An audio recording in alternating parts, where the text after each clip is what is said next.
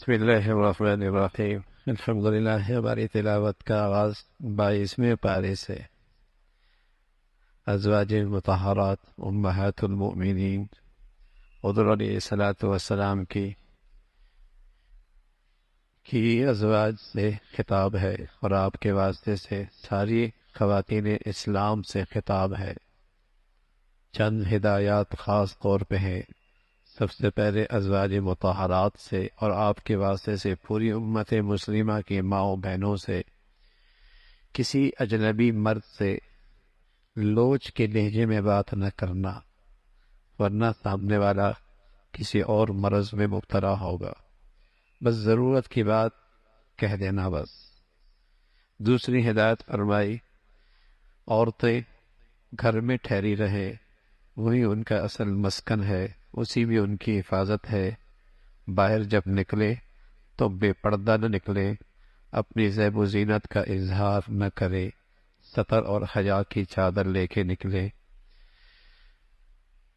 اللہ کی نماز کا اہتمام کرے، زکوٰۃ دے، اللہ اور اللہ کے رسول کی اطاعت کرے، گھروں میں قرآن کی تلاوت، نبی کی احادیث کا تذکرہ کیا کرے۔ یہ ازواج مطہرات سے خطاب ہے، اور پورے خواتین اسلام سے اور امت مسلمہ کی ماں بہنوں سے، آپ ان کے واسطوں سے سبھی کو یہ ہدایات ہیں۔ پھر ان نمایاں خوبیوں کا تذکرہ فرمایا جس سے مسلمان معاشرے میں ایک نمایاں شخصیت اور اس کی پہچان ہوتی ہے: اسلام، ایمان، اللہ کی فرما برداری، سچائی، صبر، اللہ سے ڈرنا،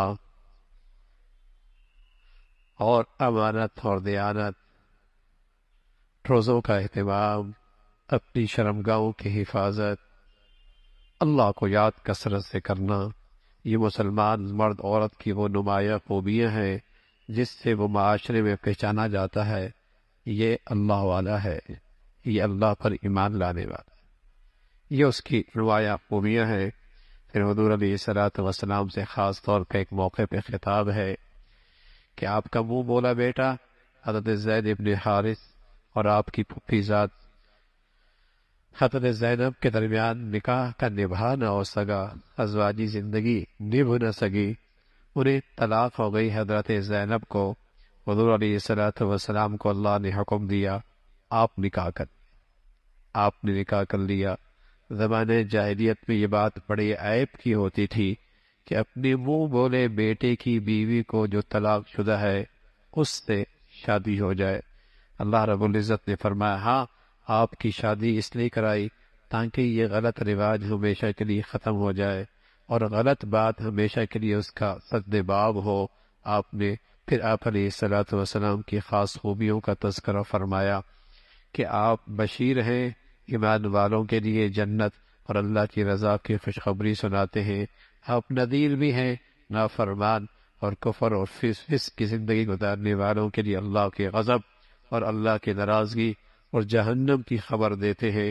اور آپ داعی ہیں، آپ بلانے والے ہیں، اور آپ قومیت کی طرف نہیں بلاتے تھے، آپ قبیلے کی طرف نہیں بلاتے تھے، آپ وطنیت کی طرف نہیں بلاتے تھے، آپ برادری کی طرف نہیں بلاتے تھے، آپ اقتدار کے لیے نہیں بلاتے تھے، آپ اللہ کی طرف بلاتے تھے، آپ اللہ کی طرف بلاتے تھے۔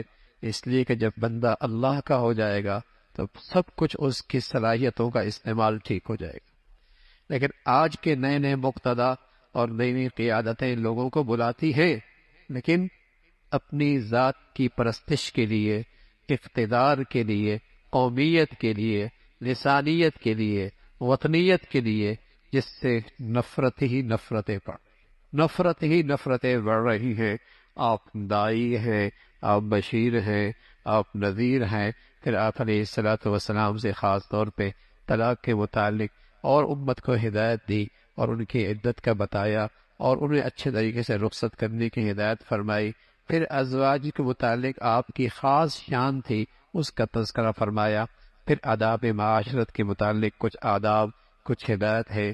جب تمہیں کوئی بلائے نہیں تو بن بلائے کسی کی دعوت میں نہ جاؤ، بن بلائے کسی کی تعزیت پہ تو جا سکتے ہیں، لیکن بن بلائے کسی کے ولیمے میں نہیں جا سکتے، اور بن بلائے کسی کے گھر پہ نہیں جا سکتے، دعوت پہ نہیں جا سکتے، بن بلائے تعزیت پہ تو جا سکتے تعزیت کرنے کے لیے، لیکن بن بلائے دعوت پہ اس کی اجازت نہیں ہے۔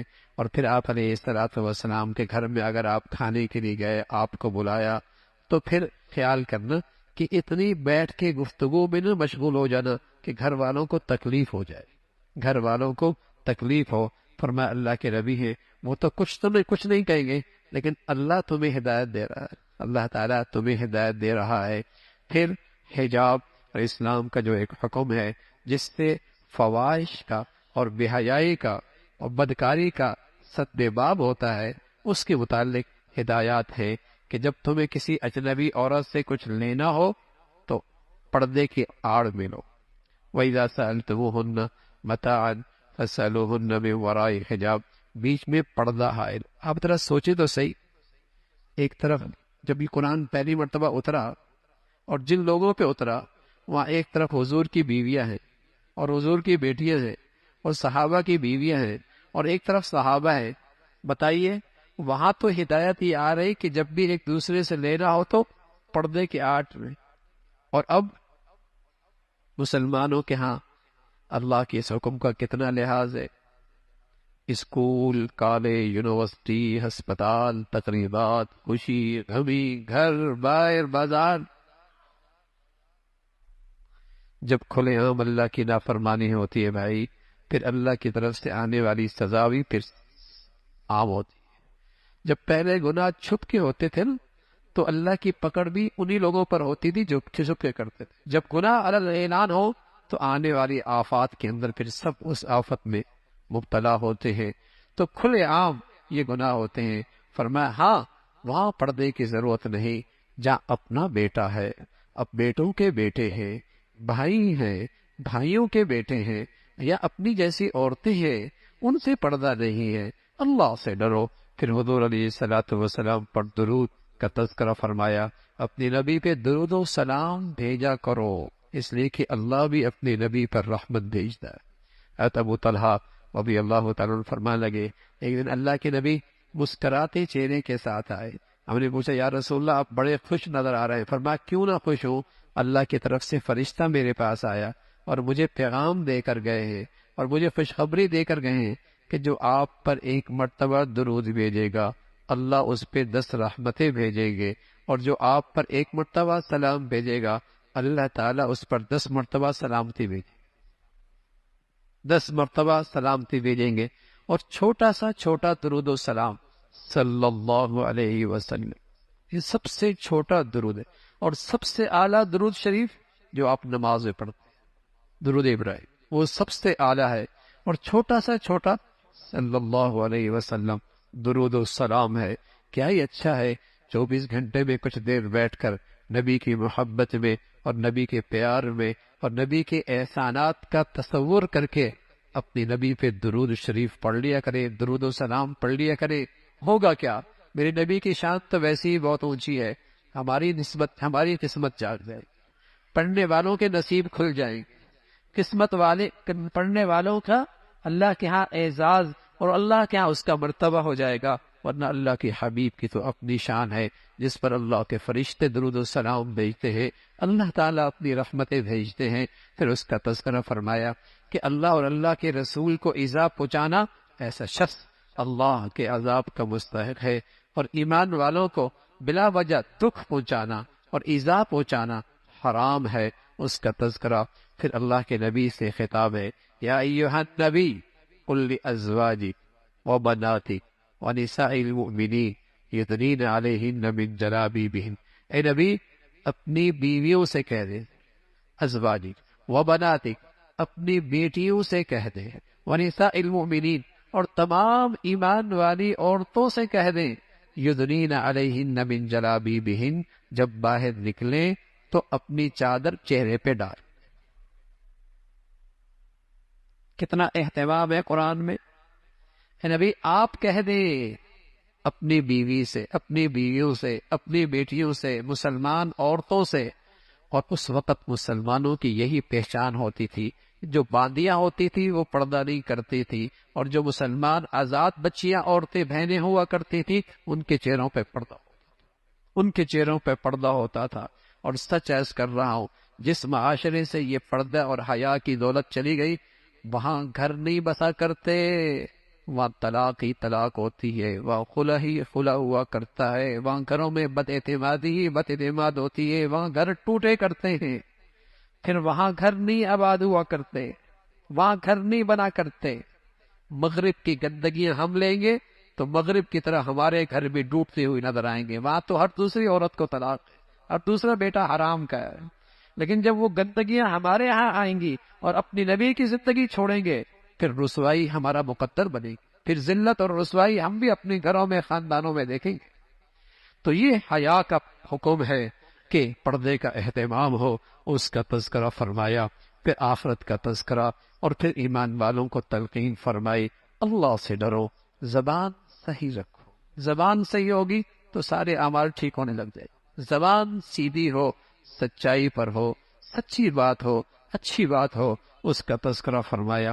پھر اللہ نے مسلمانوں پر ایمان کے اور اسلام کی ذمہ داریاں اور احکامات کی ذمہ داریاں ڈالی، اس لیے کہ اللہ نے انسان کو عقل و شعور دیا، عقل و دانش عطا فرمائی، سوچ اور فکر عطا فرمائی، لیکن اس نے اس ذمہ داری میں بڑی کوتاہی کی، ذمہ داری میں بڑی کوتاہی کی، اس کا تذکرہ فرمایا۔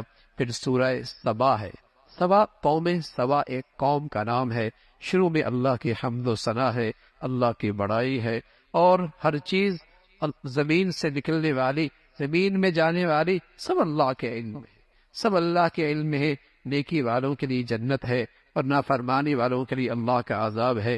حضرت داؤد علیہ السلام کا تذکرہ ہے، اللہ نے حضرت داؤد کو ایک صنعت دی تھی لوہے کی، وہ آپ کے ہاتھ میں آتا تو نرم ہو جایا کرتا تھا، آپ زرے بنایا کرتے تھے، اور آپ کو اللہ نے آواز بھی خوب دی تھی، ایسی شاندار آواز تھی، پرندے بھی رک جایا کرتے تھے آپ کی تسبیح اور آپ کا کلام سننے کے لیے، پہاڑ بھی یوں لگتا تھا آپ کے ساتھ کلام پڑھنے لگے ہیں، ایسی خوبصورت اللہ نے حضرت داؤد کو آواز دی تھی، اس کا تذکرہ فرمایا۔ پھر حضرت سلیمان علیہ السلام کو اللہ نے غیر معمولی سلطنت دی، جنات بھی آپ کی سلطنت میں آپ کے حکم کے ماتحت تھے، اس سلطنت میں جنات بھی آپ کے ماتحت ہوا کرتے تھے، بڑے بڑے دیگے بنایا کرتے تھے، بڑی بڑی تعمیرات کیا کرتے تھے، مسجد اقصی کی تعمیر، مسجد بیت المقدس کی تعمیر حضرت سلیمان علیہ السلام نے جنات سے کروائی، اور آپ بیٹھے ہوئے تھے، ان کی نگرانی کر رہے تھے، اسی میں آپ کی روح قبض ہو، جنات لگے ہوئی ہیں، کام کر رہے ہیں، لیکن جب لاٹھی جس پہ ٹیک لگی ہوئی تھی وہ گری، تب انہیں اندازہ ہوا کہ سلیمان علیہ السلام کی تو روح قبض ہو چکی ہے۔ کہنے لگے پہلے پتا ہوتا اتنی مشقت ہمیں نہ اٹھانی پڑتی، مشقت نہ اٹھانی پڑتی۔ تو جنات بھی غیب کا علم نہیں رکھتے، غیب کا علم صرف اللہ رکھتے۔ پھر قوم سبا کا تذکرہ ہے، جنہیں اللہ رب العزت نے شاندار زمین، سرسبز ماحول اور شاندار آب و ہوا اور آباشی کا شاندار نظام، غیر معمولی زراعت، ایک آدمی سر پہ ٹوکر رکھتا اور ایک باغ سے گزرتا، کونے پہ نہیں پہنچتا تھا کہ بغیر ہاتھ لگائے درختوں سے کے پھلوں سے اس کا ٹوکرا بھر جایا کرتا۔ کوئی شخص وہاں اس سلطنت پہ آتا تو سر میں جوئیں ہوتی، مر جاتی۔ آب و ہوا اتنی صاف تھی، ایسی صحت مند تھی، آباشی کا نظام زبردست تھا، لیکن وہ قوم احسان شناس نہیں بنی، نہ شکری بنی، احسان فراموش بنی۔ اللہ رب العزت نے وہی زندگی کے نقشے، پانی کے بڑے بڑے ڈیم، پانی کا بڑا نظام، وہی ان کے لیے موت کا نقشہ بنا، اور ساری کھیتیاں، ساری زراعت سیلاب کے نظر ہو گئی، کچھ باقی نہ رہا، اور بیری رہ گئی، کانٹے دار جھاڑیاں رہ گئی، کچھ نہیں۔ فرمایا ناشکری کرنے والوں کو ہم ایسی عبرت کا نشان بناتے ہیں اور ایسی سزا دیتے ہیں۔ اس کا تذکرہ پھر آخرت کا تذکرہ ہے، کس طریقے سے جنت جہنمی آپس میں ایک دوسرے سے الجھیں گے اور ایک دوسرے پہ الزام لگائیں گے کہ تو نے ہمیں گمراہ کیا۔ کمزور کہیں گے تم طاقتور تھے، ہم نے تمہاری پیروی کی، تمہاری وجہ سے ہم گمراہ ہوئے، اور جو مقتدا اور پیشوا تھے، جو اس وقت کے لیڈر تھے، وہ پیچھے والوں کو کوسیں گے کہ ہم تمہاری گمراہی کا باعث نہیں ہے۔ دنیا میں ایک عام غلط فہمی ہوتی ہے کہ دنیاوی لحاظ سے خوشحالی ہو تو وہ سمجھتا ہے شاید اللہ مجھ سے راضی، شاید اللہ مجھ سے راضی، شاید اللہ مجھ سے بہت راضی ہے۔ فرمایا یہی چیز بس اوقات آدمی کو گمراہی کے اندر مبتلا کر دیتی ہے۔ دنیا میں غریب کی غربت بھی اور امیر کی دولت بھی دونوں آزمائش ہیں۔ اللہ یہ دیکھنا چاہتا ہے دولت میں کون شکر گزار بنتا ہے اور غربت میں کون صبر اور اللہ کے فیصلے پہ راضی رہتا ہے۔ نتیجہ کل آئے گا، نتیجہ کل آئے گا، اسی کا تذکرہ فرمایا۔ پھر آپ علیہ الصلوۃ والسلام کی دعوت اور پیغام اکیلے بھی اور مجموعے اکٹھے کر کے بھی آپ لوگوں کو اللہ کی طرف بلایا کرتے تھے۔ پھر سورہ فاطر کا تذکرہ ہے۔ اللہ کی تو بڑی مخلوق ہے، فرشتوں جیسی عظیم الشان مخلوق کئی پر ہیں اس کے، اور وہی ذات ہے رحمت کے دروازے کھولے کوئی نہیں بند کر سکتا، بندش کر دے کوئی نہیں کھول سکتا۔ فرمایا آپ کے لوگ تکذیب کرتے ہیں، اس سے پہلے بھی لوگوں پیغمبروں کی تکذیب ہو گئی، لیکن ایک دن سچ ہے، قیامت کا دن آنے والا ہے۔ دنیا کی زندگی تمہیں دھوکے میں نہ ڈالے، شیطان تمہارا دشمن ہے، وہ تو چاہتا ہے کہ جہنم کی اس کی جماعت میں اضافہ ہو، جہنم کی اس جماعت میں اضافہ ہو۔ اللہ کی قدرت دیکھو نا، کیسے ایک نطفے سے انسان کی تخلیق فرماتے ہیں، وہی ذات ہے دوبارہ بھی پیدا فرمائیں گے۔ اے لوگو تم سارے کے سارے اللہ کے محتاج ہو، اور اللہ بے نیاز ذات ہے، وہ کسی کا محتاج نہیں۔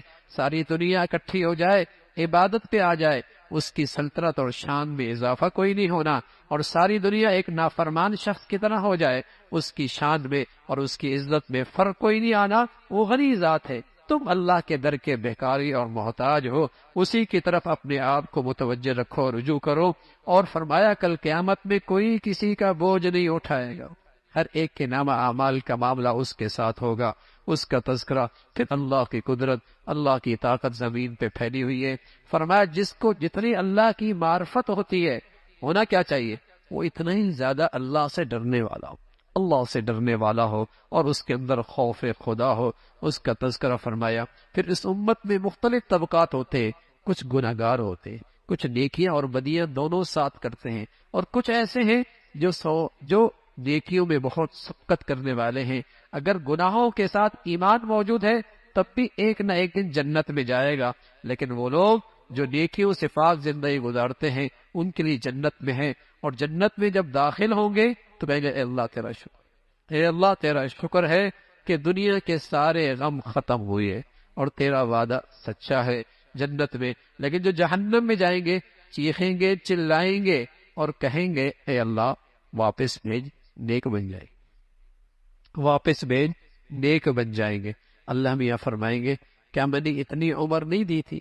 اگر نیک بننا چاہتے تو نیک بن سکتے تھے، اور تمہیں بتانے والے بھی آئے تھے، نبی آئے تھے، اور نبی کے نائبین بھی آئے تھے، نبی کے وارثین بھی آئے تھے، تمہیں بتانے والے بھی آئے تھے، اگر تم چاہتے تو نیک بن سکتے تھے۔ سبحان اللہ، جو منظر کل پیش آئے گا، آج اللہ نے بتا دیا، یہ اللہ کی رحمت ہے۔ کل جو صورتحال پیش آنے والی ہے، آج اللہ نے اس کا نقشہ بتا دیا، یہ اللہ کا خاص فضل ہے۔ ہے کوئی سبق لینے والا، ہے کوئی عبرت پکڑنے والا، ہے کوئی اپنی زندگیاں بدلنے والا؟ فرمایا وہاں لوگ چیخیں گے، چلائیں گے، اے اللہ واپس بھیج دے، نیک بن جائیں گے۔ اب وہ زندگی نہیں جو اب گزار کے آئے، اس سے اچھی زندگی گزاریں گے۔ اللہ کریم فرمائیں گے اولم نعمرکم ما یتذکر، کیا ہم نے اتنی عمر نہیں دی تھی کہ چاہتے تو تم نیک بن سکتے تھے؟